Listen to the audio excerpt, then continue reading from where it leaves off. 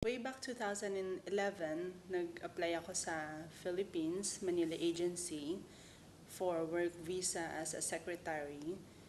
Then, I've waited 8 months before I received the work visa. Doon pa lang sa airport, na-hold na ako sa immigration. Yung batch namin, mga 8 kami. Yung 7, nakalipad. Ako yung naiwan sa airport. So, doon pa lang parang naisip ko, makakaalis pa ba ako? Parang ang dami talagang hadlang at mga questions, bakit parang laging nauudlot. Naghintay ako sa Manila hanggang i-advise ako ng agency kung kailan i-rebook yung flight ko. Then financially talaga parang hindi enough yung pera pang stay sa Manila and pang rebook ng ticket, but still nagpipray ako kay God na i-guide niya ako and bigyan niya talaga ako ng courage. Fortunately, nakalipad naman after few days. Nakalipad naman ako pabalik sa Abu Dhabi since this is my second job sa Abu Dhabi. For the first year, everything went smoothly. Okay, yung job ko, yung boss ko, sobrang bait niya. Wala talaga akong masasabi. For the whole year, tahimik yung buhay ko doon sa loob ng VIP. And then, after 1 year, medyo lumalaki na yung business ng company. So, nag-expand na siya. Marami ng restaurants and outlets na nagbubuka. So, nadadagdagan na rin yung trabaho namin. Since na maraming na-hire, maraming nagre-resign, and maraming nata-terminate. So, nakiusap yung boss ko kung pwedeng ilagay mo na ako sa ibang department dahil mas kailangan daw yung tulong ko. Dahil, yun nga, nakita naman nila na medyo masipag daw ako and medyo mabilis magtrabaho. So, pumayag ako for 2 months.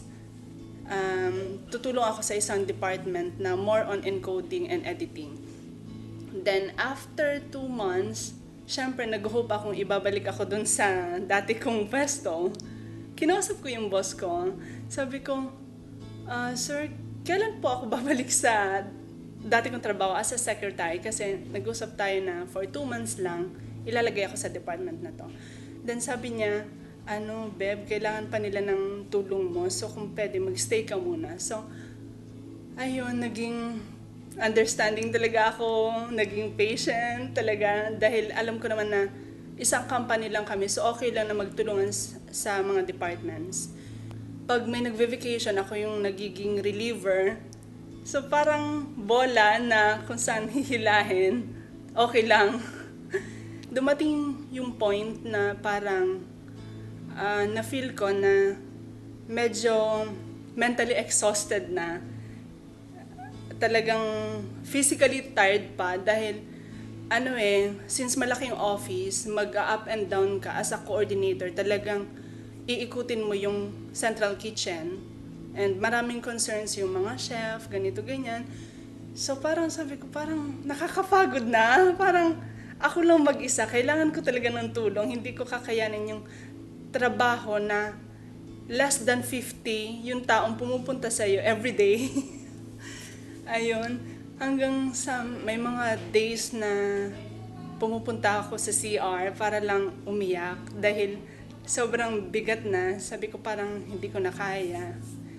Hanggang sa nahihiya na ako nung nakausapin yung boss ko na kung ibabalik niya pa ba ako sa pwesto ko. Ayun, talagang nag-pray na lang ako kay God dahil yun na lang talaga yung magiging lakas ko dahil kailangan ko magtrabaho para sa family ko. And then yun, hanggang sa still I keep on working and patiently doing all the tasks kahit halo-halo na yung trabaho ko.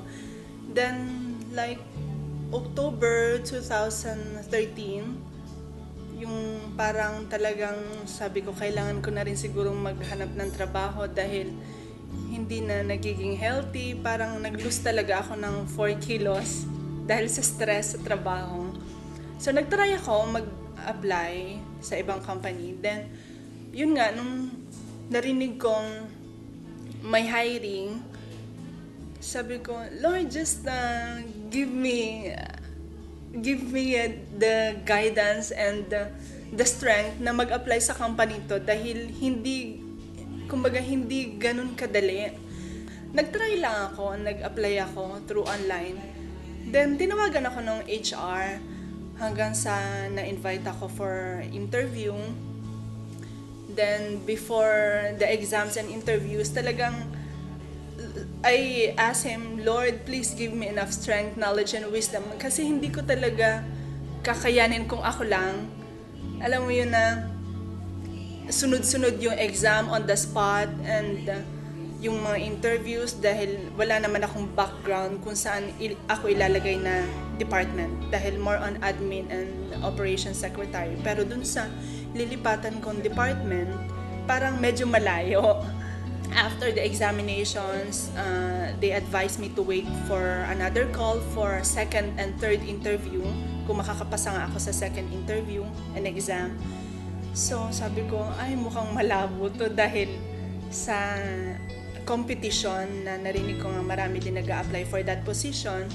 Sabi ko, baka hindi na talaga ako matawagan. So okay lang, sabi ko, at least na-try ko makapasok sa building na to. Naghintay ako for a few months. But still, there's a hope na sabi ko, Lord, sana kung eto talaga yung plan mo para sa akin. Dahil kung mag-i-stay ako dito sa Musafa, sa work ko, paano ko madadala yung family ko? Sabi ko, parang hindi enough yung salary para makaipon. So sabi ko, Lord, please help me talaga dahil gusto ko talaga silang makasama. Ayun, then,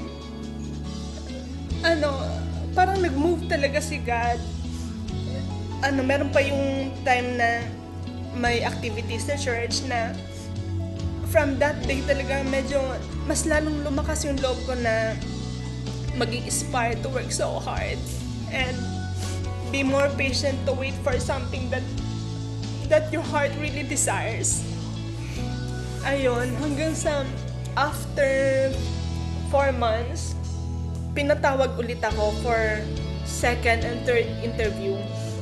Then, sabi ko, so parang may hope talaga na makakapasok ako sa company yon. Then, sabi ko, Lord, ikaw na talaga bahala dahil talagang this is one of my dream na makapasok sa company to and this will be one of your way para madala ko yung mag-ama ko.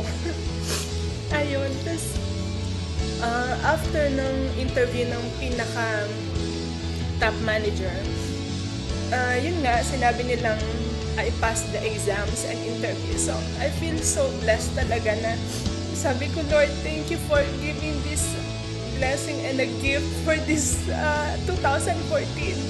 So, yung parang, water into wine. So, talagang really nag-hit talaga sa akin. So, yun, hanggang sa nung nakapasok na ako sa company to, sabi ko, eto na nga, konti-konti na talagang gumagalaw si Lord. Sabi niya, yung sa mga promises niya nga na pag plinano niya, talagang gagawin niya. So, yun, happy talaga ako na ngayon, inayos na ng husband ko yung papers nila at makakapunta na sila dito. And still, I keep on his words na watch, stand, and be strong. Lalo na yun sa faith. Tapos, more on prayers talaga. Dahil mahirap maging mag-isa dito, lalo na pag wala yung family mo. So, you have to be very strong talaga. So, since na with the support of my husband and my prayers to God, everything is going very smooth talaga with His grace. So, all who are patiently waiting, advice ko lang talaga na, when you have something na really desire talaga ng heart nyo, talagang pag-pray nyo and claim it kasi talagang mangyayari yun. Basta be positive ka lang and stay humble because dun sa verse na Psalm 149:4, for the Lord takes delight in His people and He crowns the humble with victory.